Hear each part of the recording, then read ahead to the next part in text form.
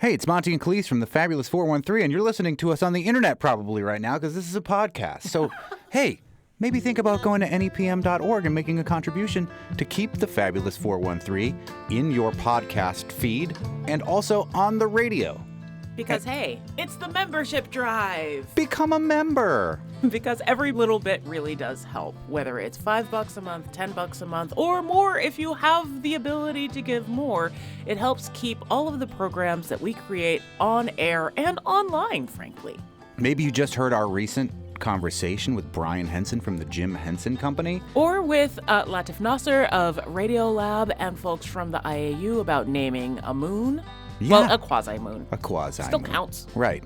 Those are the kind of conversations we love to have. We like to focus on the 4 counties of Western Mass, but you could be listening to us from anywhere. Maybe you love these conversations and want to help keep them on your pod. And honestly, we love sharing them with you, and we love hearing how you interact with them.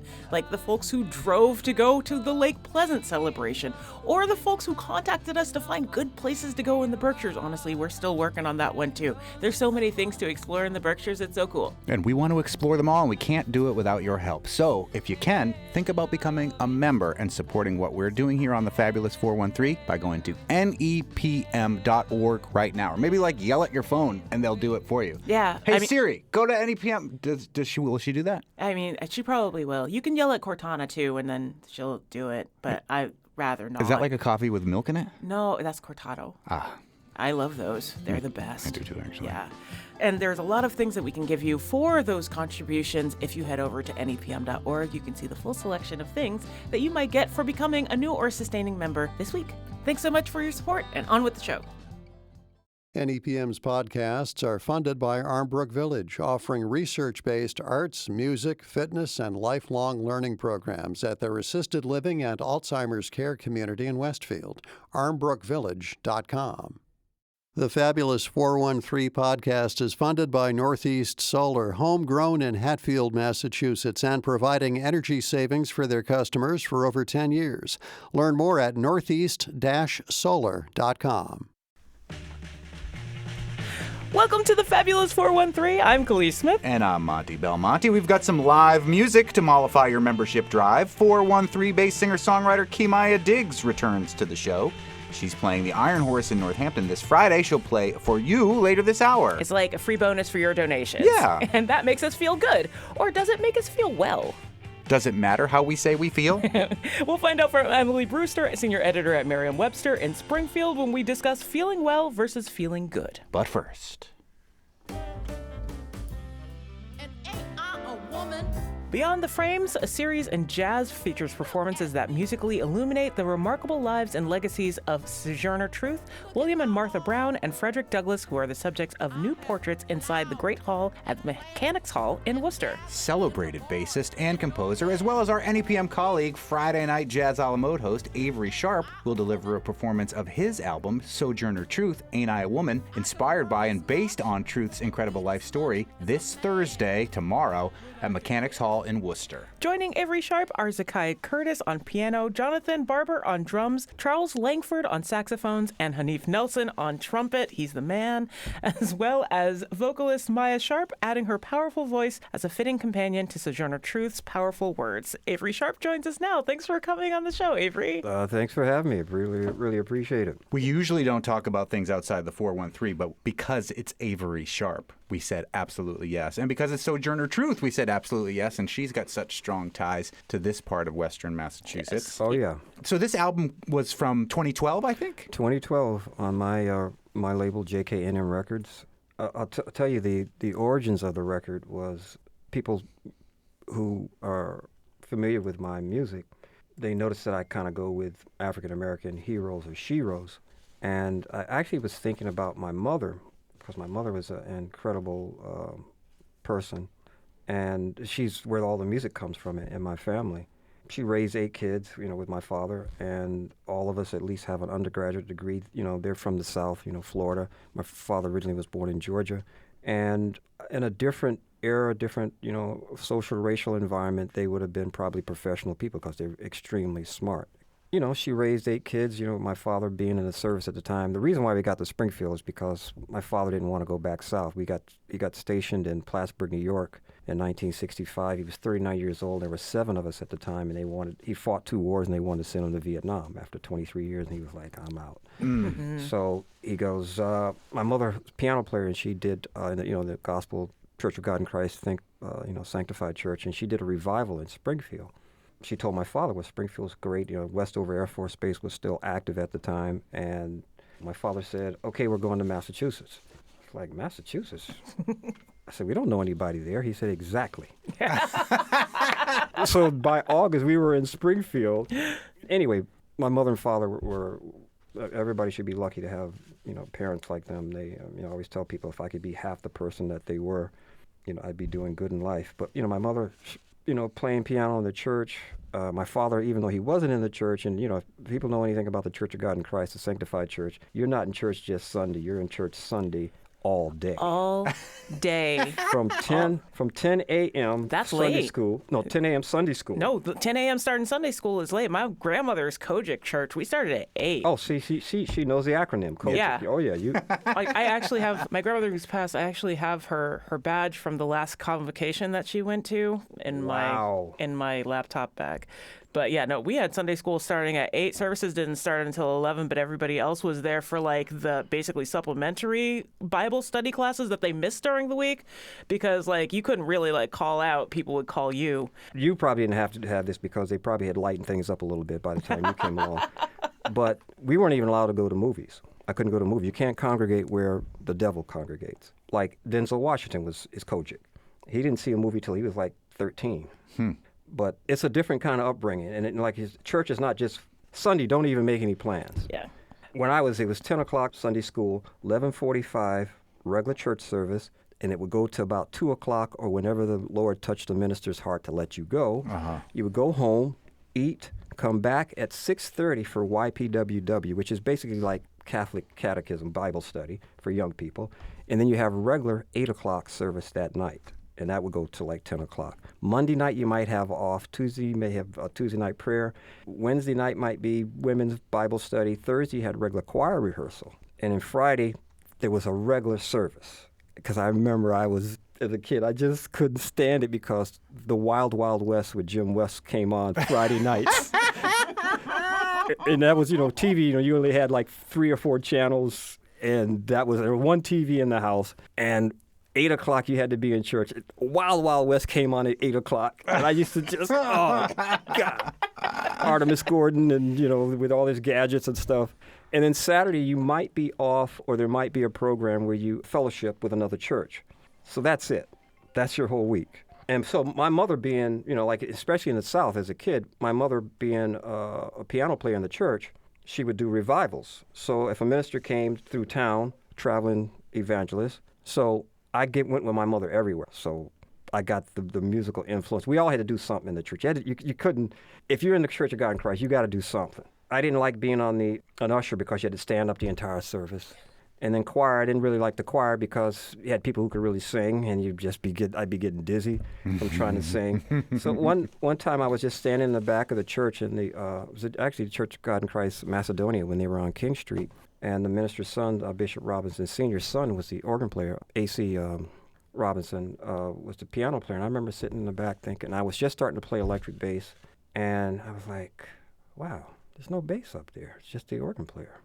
Maybe I can play bass in church so I don't have to stand up. You at least get breaks. Yeah, so I asked them, and they were like, yeah, cool. If you're playing music for the Lord, that's great. I was like, cool. And plus, they leave you alone. But then they made you play upright bass, so you did have to stand. No. I'm just kidding. Actually, it was a little bit of an anomaly because I started when I was in college. I would bring my upright to there, and they thought the Sharps were strange anyway. But anyway, going back to my mother, and the reason why I did this project, I was thinking about my mother raising kids, dealing with my father, being in the service, and then when we came here, he retired and opened up a store in what used to be called Winchester Square, which is now Mason Square.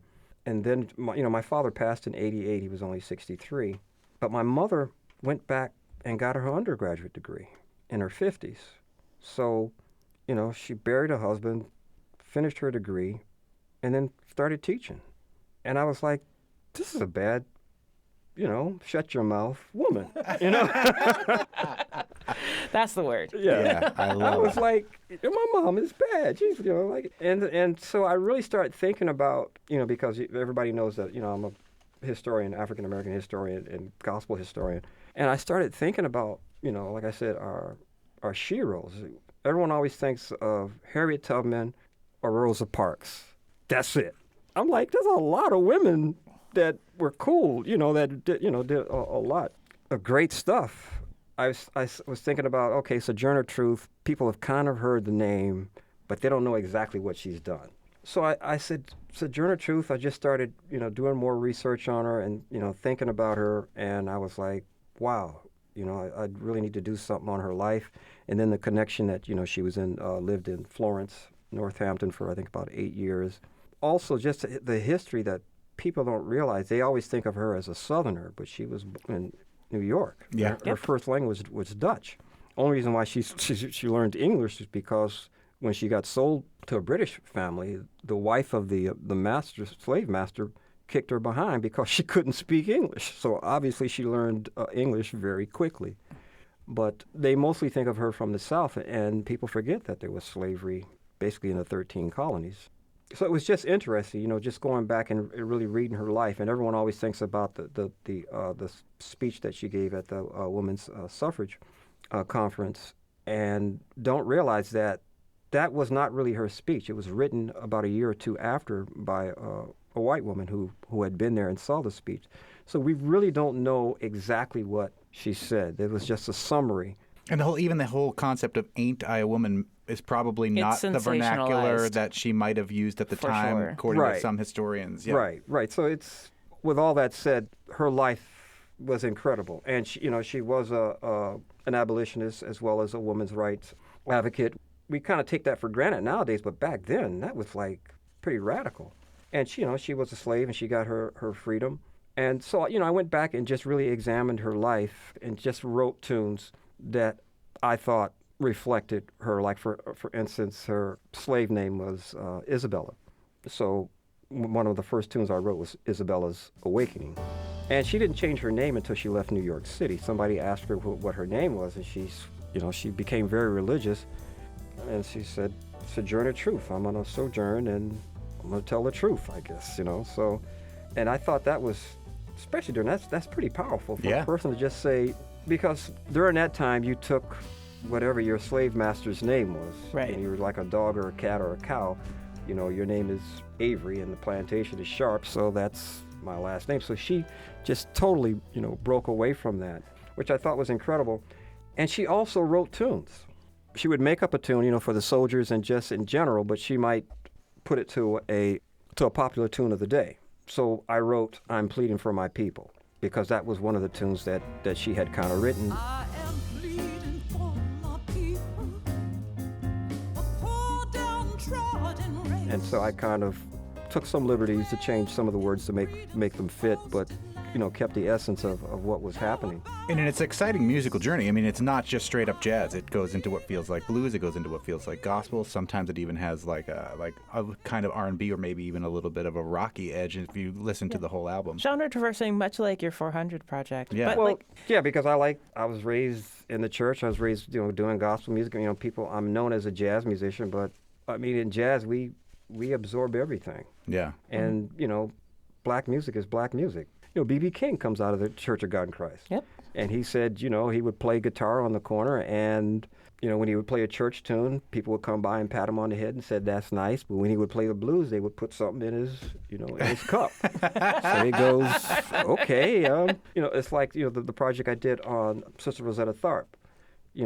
She was the Beyonce of the day. Oh, yeah. And, she had it was a conflict in terms of, like, in the Church of God in Christ, you're not supposed to be, like, I'm playing the devil's music by the way I was raised. But I guess since I'm a success, it's not the devil's music. People invite me back to things. And things have changed a lot. Yes.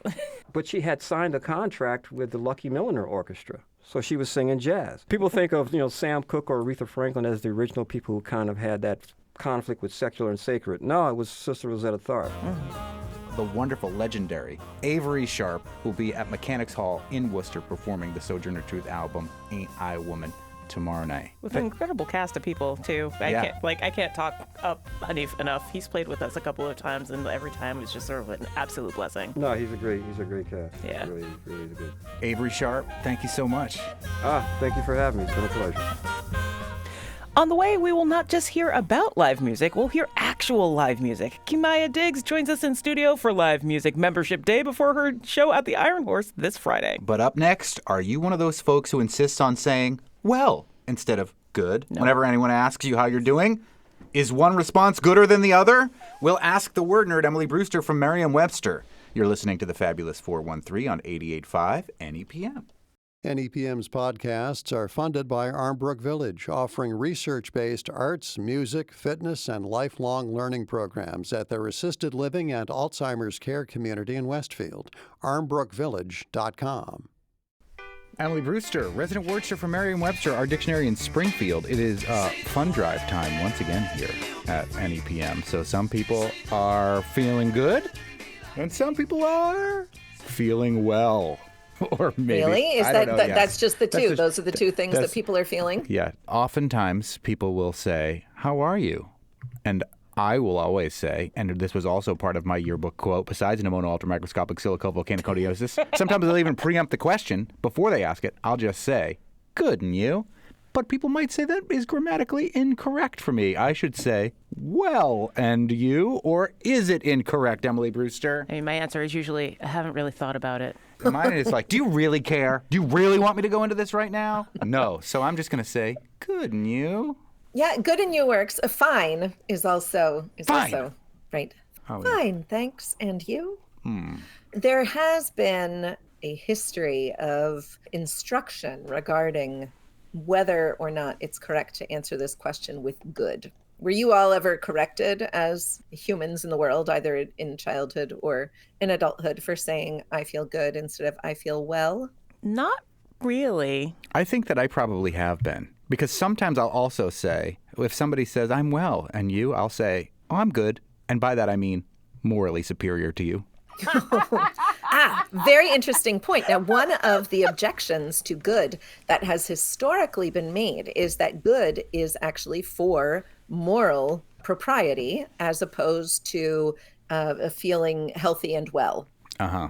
I feel like this is mostly gone, but what you're saying is making me think it's maybe not so gone. We have these examples from the 1920s of people discussing this. This quote is from Vogue magazine. One of the most usual and most uneducated of all daily, indeed hourly, mistakes is I feel good for I feel well. This is absolutely illiterate. Goodness refers to morality, not health. Is it illiterate when you say it? Yeah, that has nothing to do with reading. Yes, right. This person is stretching the word illiterate a bit, but it's a common way to stretch the word. But right, exactly. Also, this is in Vogue. I feel like Vogue must have been a little bit different back then. Perhaps. We also have this from the Washington Post. There are some modes of expression so generally used that they have become part of the people's rightful speech, but they are, and probably always will, be wrong in well-educated ears. The ears are educated. You mean good One educated? of these is, I feel good for I feel well. Good, so employed, refers to moral health. I think James Brown begs to differ. I feel good. Well, and also you can say, I don't feel so good, and no one bats an eye. I don't feel very good. Well, Excellent point. Yeah. I think those same people probably would bat an eye that are batting eyes right now. What we know about our dictionary in Springfield, Merriam-Webster, is that you call balls and strikes. It is not what you're out to do to decide whether something is good in the moral sense. When it comes to usage, you are just chronicling the usage itself. Well, we are chronicling, yes, but we are interested in what the word good means and whether it refers to moral goodness or to physical health. And it does both of those. The other objection to I feel good, it's the objection that's more commonly made these days. And that has to do with part of speech. It's something that some people almost never think about, and other people fixate a bit on it. The idea in I feel good versus I feel well for some people is that feel as a verb should be followed by an adverb and not an adjective. Mm-hmm. So they would say that I feel good, I feel well, that well is an adverb, and so it can come after the verb feel. Huh. But because good is an adjective, most of the time it shouldn't. Right. There's a significant problem with this particular example. But let's just step back for a minute and think about that. If you say, I speak well, that is definitely an adverb following the verb speak. Okay. Right. Because if you say I speak good, people will not like that too. Right. The fact is that in that case, I speak good or they speak good. Speak is a verb and good is in the adverb position. It is functioning as an adverb and good is an adverb. It has been an adverb for a very, very long time, but it is markedly informal. We don't actually hear the adverb good in formal speech very frequently or in really carefully written speech. You don't see it in dissertations or in, speeches that are written to address thousands of people, for example. The crucial thing here is the verb feel. Speak is a verb of action. Feel can be a verb of action. It can express, a physical sensation. But feel also functions as a linking verb. And linking verbs are different from all the other verbs. A linking verb is also referred to as a copula, copula, to use a very formal and, I guess, ostensibly unnecessary word. Sometimes feeling leads to copula. Wow. Yeah, I knew. Right, I knew. It comes from the Latin word meaning bond. There's Only a movie with about consent. Francis Ford Coppola made about this, I believe. No. Okay. A copula, a linking verb, does not function like an action verb, like most other kinds of verbs, or an auxiliary verb. It serves to, as the word linking verb suggests, it serves to just link a subject with words that tell you more about that subject. And a linking verb is typically followed by either a noun or noun phrase or an adjective or adjective phrase. Mm-hmm. Other linking verbs are appear. So you appear well. In that particular case, well is actually an adjective. And after feel, in both these cases, I feel good, I feel well. In both of those cases, even though we are used to thinking of well as an adverb, well and good are both adjectives in that position. Well, that's all well and good. Is that phrase just people covering their bases so that no one will criticize them? I don't know. I don't know what the admonition stems from. I'm sure that the fact that good as an adverb is markedly informal makes people feel uncomfortable. People who care about formality, who want the language to be kind of as carefully constructed as it can be, they are inclined to favor something that looks like an adverb, even if it's not, in a position immediately following a verb. The word feel is interesting because it's a linking verb, but then it also is this regular ho-hum action kind of verb. And I like to think about feel in other situations, like my nose smells well means that it functions well. My nose smells good. Doesn't really make sense, but it's not like it's linguistically impossible for a nose to have a scent. Yeah. I guess it applies to like almost all the senses then. It's weird that sensory verbs are I linking verbs. I have well, they're thoughts not. That is the sensory verb use of feel is different from the one as in I feel blue or I feel sad or I feel anxious. I guess that's not technically one of the five senses. The sort of no. But hearing and taste. Something does taste good, but if we're talking about you being able to taste, you don't say he tastes good. Because that would mean cannibalism. No, that's right. With some fava beans and a nice Chianti. That's right, because in that case, an adverb will tell you how the tasting is done, to what degree the tasting is done. This person lost their sense of taste. Now they, again, can taste well, right? And it means that they are able to taste. Right. So that's different. It's a different kind of verb. And in that case, well is being an adverb. For people to try to get back on mental track here, we're talking about well and good, and whether I feel good is good or bad, or whether I feel well is gooder.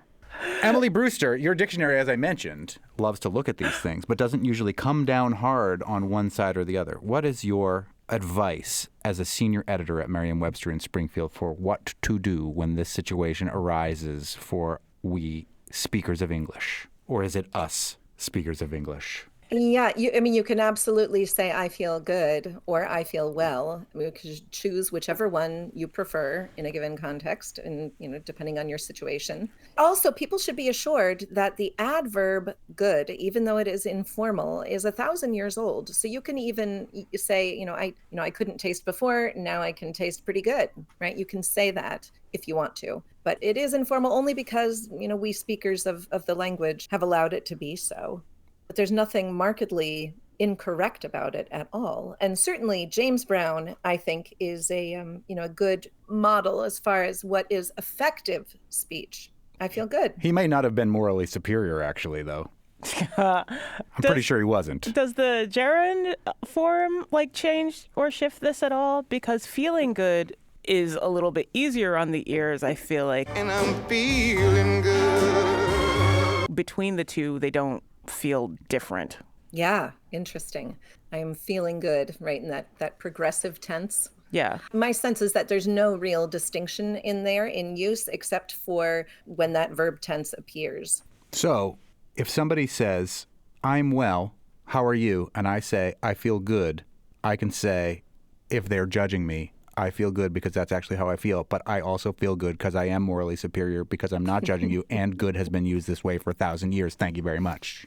And they'll say, you're not James Brown. You can't do this. That's very true. Yeah. Also, linguistic knowledge does not translate to moral superiority, I'm sorry to say. Right. So keep that in mind. Keep that in mind, Judgy Judgerson. And given that we're in the fund drive, if you make a contribution at 800-639-8850 or NEPM.org, you could feel good about helping us do well. Or you could feel well about helping us do good. We don't care. Both work. Yeah. Every bit helps. That rising tide of all your dollars helping us to survive. Thank you so much, Emily Brewster, resident wordster for Merriam-Webster. You're very welcome. Thank you for having me. You did anytime. You did a well job today. Wow. And if you have a question for the word nerd, you can send it to thefab413 at nepm.org. But well is an adjective there. It's all wrong. I feel good. Up next, local hero Kimaya Diggs will perform live in the studio for us. She's playing the Iron Horse in Northampton on Friday, and she'll play for you in just a minute, right here in the studio. You're listening to the Fabulous 413 on 88.5 NEPM. NEPM's podcasts are funded by Armbrook Village, offering research-based arts, music, fitness, and lifelong learning programs at their assisted living and Alzheimer's care community in Westfield. armbrookvillage.com. The Fabulous 413 podcast is funded by the UMass 5 College Credit Union, offering co-op advantage checking with cash back on all purchases, plus secure debit card controls, all from the UMass 5 mobile banking app. Insured by NCUA, umass5.coop.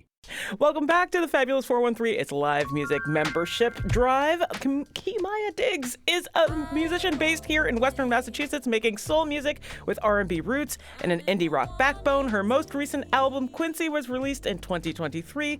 Diggs was nominated in the Best New Artist and Album of the Year categories at last year's New England Music Awards, as well as Female Performer of the Year in 2021. She was recently honored as one of 10 artists of color making a difference in the Boston area by WBUR, our public radio friends in Boston. She's opened for the likes of Trombone Shorty, Tank and the Bangas, and Lizzie No. The Boston Globe says, quote, with expressive, smooth vocals, she's kind of an unstoppable force.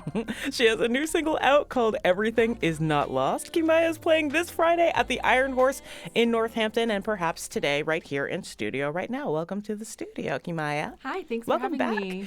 I think you're our first three-peat. Oh, that's awesome. Yeah. Do I get a trophy? We should start. Like if you host Saturday Night Live, what is it, 5 times? They give you like a fancy sport coat, so we should think of something like that. We'll bring you more water. Okay, great. Yeah, because you were drinking water at our behest because one of the water bottles was one of the things that we were offering as a donation incentive. You heard us talking about it, and we're moved to action. I did. I heard it, and I'm well hydrated today.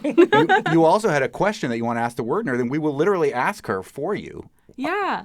I wanted to know when to use who versus whom, because right now I'm using whomst most of the time, Yeah. and I know that that's not right. Whomst, there it is. I Yeah. mean, if enough people like follow your train for whomst, it will become a thing. That's they so they true. just call balls and strikes. They don't correct Yeah, people. that's how the so language works. Right. To whomst it may concern. Exactly.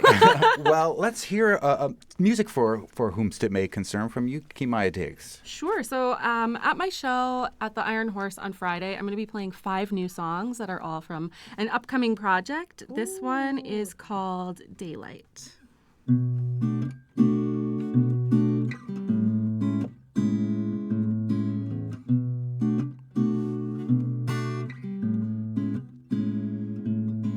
Daylight, I still fight my sleep, trying to stay in my dreams with you. I see the future, you ask me, are you sure? I always do. I've been prepping every way I can. You remember how I held your hand? Will there be enough of me when you're gone? Do I wanna give it all? What's it worth to you? Oh, do I wanna give it all? What's it worth to you? Do I wanna give it all? What's it worth to you? Oh, do I wanna give it all? What's it worth to you? Daylight is daybreak, is stay with me, baby, where you belong. Head on the pillow, your mind on the wind while I write this song. I can't think of all the words to say, but I try to say them anyway. Will there be enough of me when you're gone? Do I wanna give it all? What's it worth to you? Oh, do I wanna give it all? What's it worth to you? Do I wanna give it all? What's it worth to you? Oh, do I wanna give it all? What's it worth to you? The fall, I know, is hard. I know it's hard. I know it's hard. But don't give up that daylight.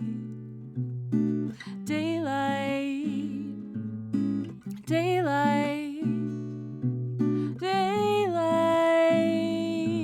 Daylight. Daylight. Daylight. Oh, daylight. That daylight. Ba-da-da-do-da-do. Oh.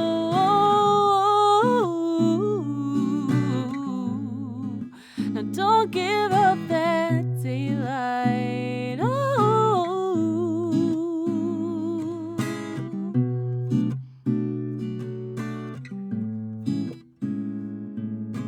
Daylight, I still fight my sleep, trying to stay in my dreams with you. I see the future, you ask me, are you sure? I always do. I've been prepping every way I can. You remember how I held your hand? Will there be enough of me? Will there be enough of me? Will there be enough of me when you're gone? Woo! So good, Kimaya Thank Diggs you. playing at the Iron Horse on Friday. That song bittersweet, knowing that the equinox is coming right up here. Oh, I know. Singing about the daylight. Yeah.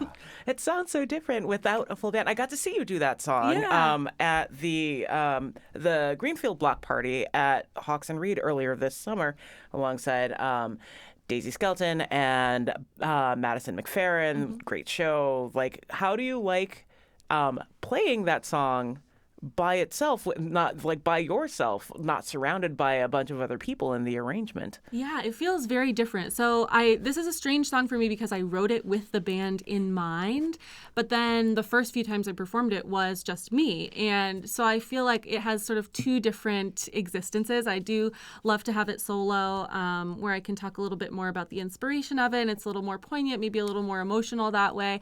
But then with the band, it's just a party. It's so much fun. I love my band so much. I've been playing with them for more than half of my life in various configurations, and this is one that just really shines with everyone on it. So tell us about this new project. You already teased a little bit about it. Yeah, it's kind of unofficial, but there is a new album in the works. Yeah. And so these 5 new songs that I'm going to be playing on Friday at the Iron Horse, I'm probably not going to be playing them out again until the new album is ready. So if you want to hear the new stuff, please do come out on Friday.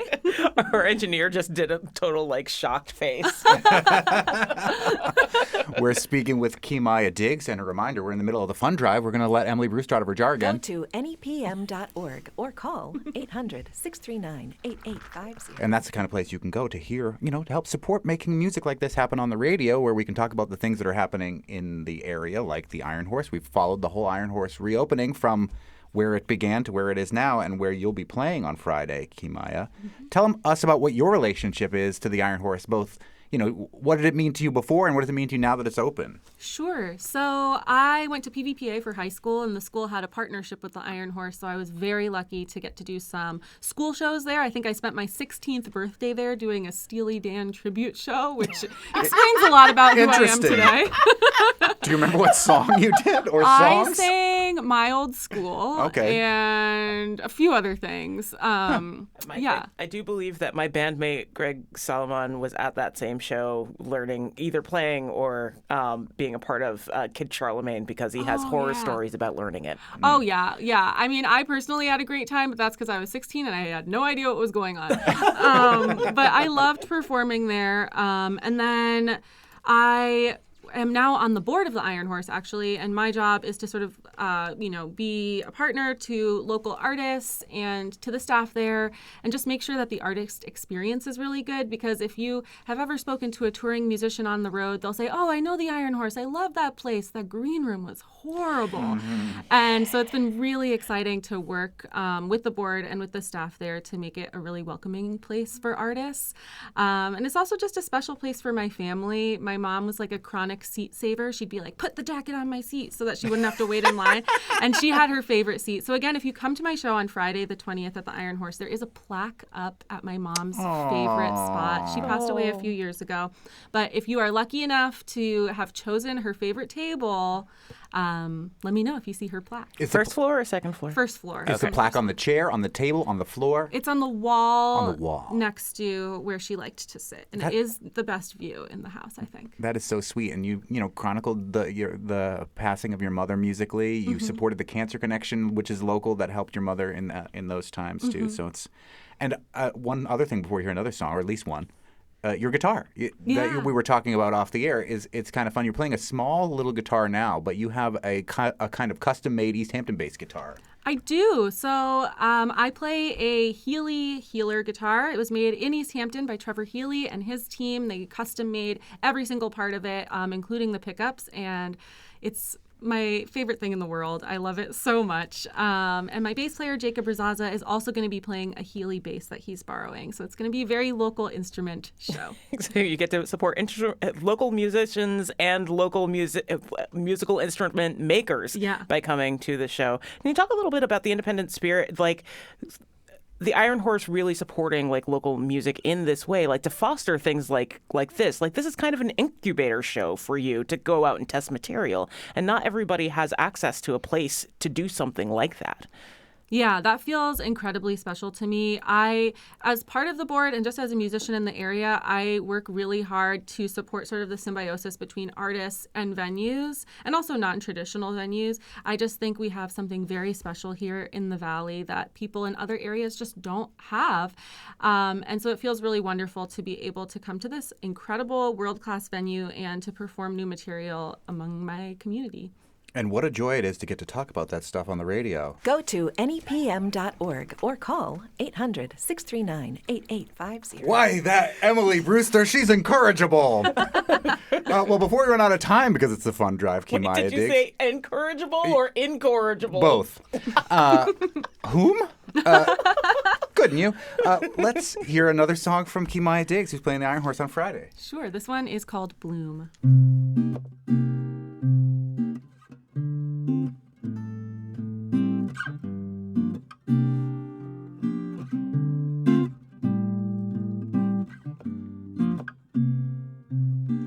Tall as grass, narrow as a tree, this has always been a part of me. Blue as summer sky, doesn't take a lot to get a girl like me to cry. I've been under stress, and I have found the folding in has been what feels the best. Bound up at the root, tired of telling lies when I can't bear to tell the truth. I've been waiting to bloom. I've been waiting to bloom. Oh, I've been waiting to bloom. Waiting to bloom.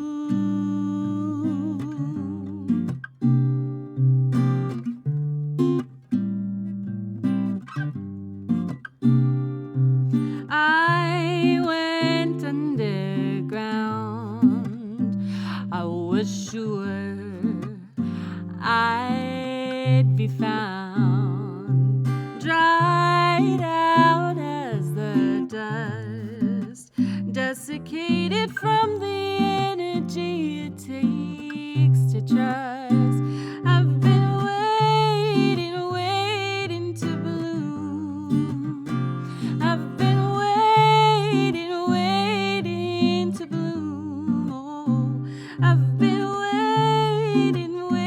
waiting to bloom. Waiting to bloom. At night, my voice rises up like water. Oh, that's how I know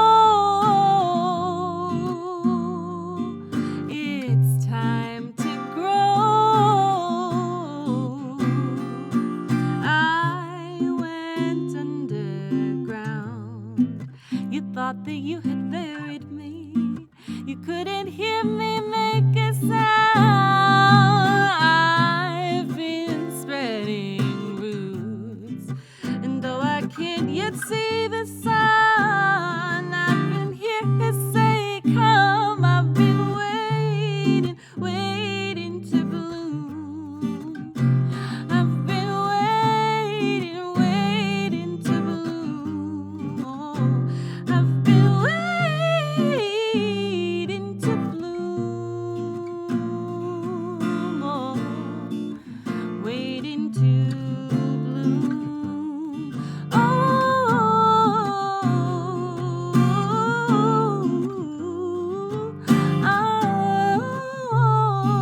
yeah.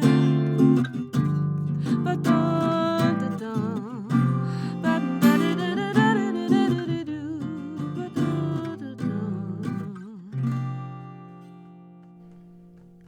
Yay. Kimaya Diggs. That song is beautiful no matter the form. Thank you. Thank you. And you can see her on Friday at the Iron Horse. Thank you so much for joining us today and sharing new songs with us. How special. Thank you so much for having me. Do we have an anticipated time when this new project might see the light of day, apart from this Friday when we'll get a taste of these new songs? Sure. I am hoping for the fall of next year, like about a year from now. It's a slow-moving process, especially when you don't have millions of dollars at hand to spend. Speak on it. But yeah, I'm hoping for a year from now. But yeah, if you want to hear the new songs, the only time I'm going to be playing them in the area until the album comes out is Friday at the Iron Horse. Excellent.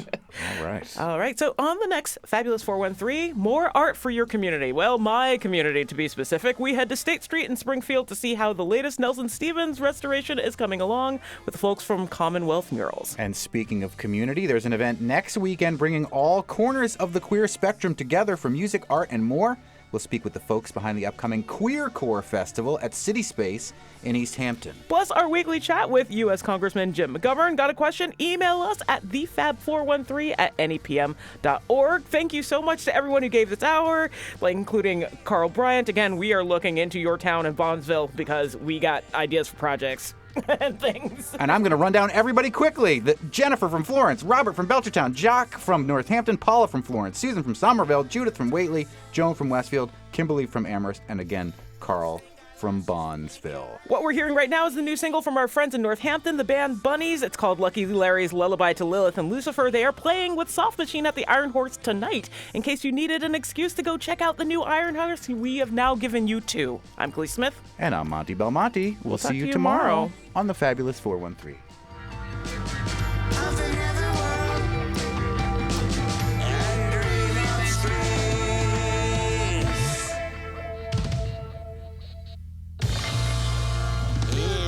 Together